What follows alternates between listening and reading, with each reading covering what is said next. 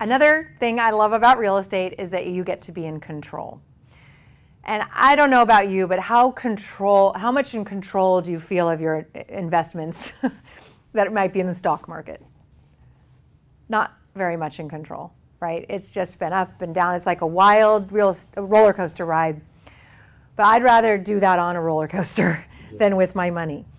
And also with, well, we'll go through this list here.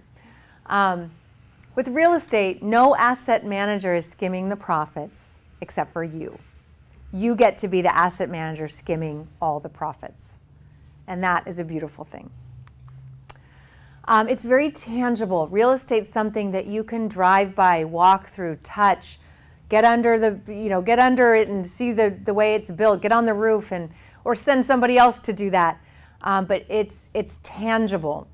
It's not, I mean, how many of you know what your stock is worth or what it's doing or what you're really invested in, what your company does? I mean, do you know who's running the company, where your money is invested? Most of the time not.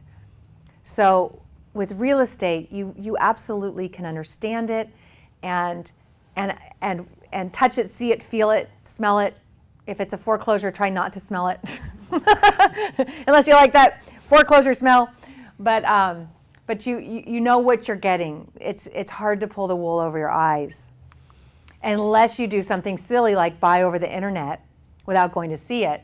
Well, then you've kind of set yourself up to not be in control. And so don't do that.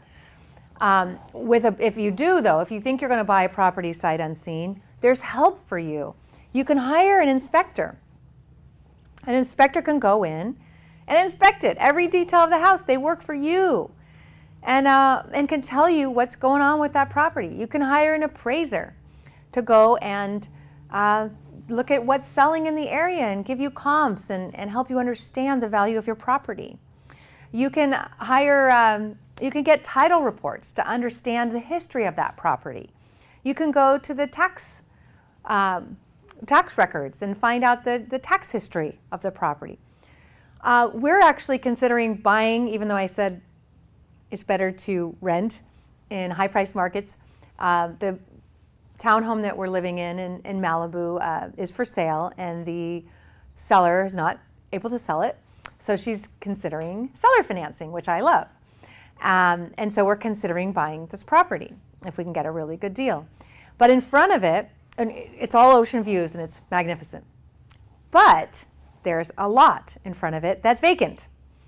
And if that were to be built, we would no longer have ocean views.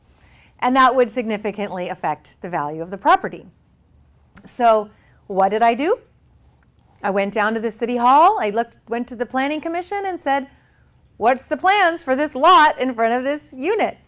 And we went through it, and it turns out it's on a drainage, and Malibu's very strict, and there's little frogs, and whatever the reason, that area will not be built.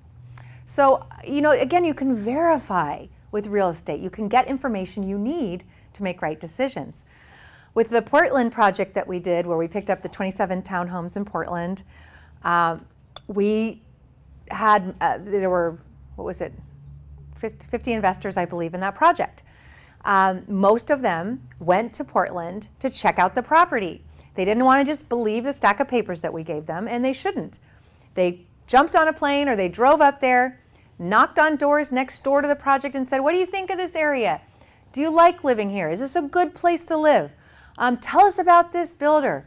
Is it quality? They were able to gather lots and lots of information to verify that what we were saying was indeed true. So again, it's just, you get to be in control and you get to understand what you're investing in. And it's more important than ever to truly understand what you're investing in.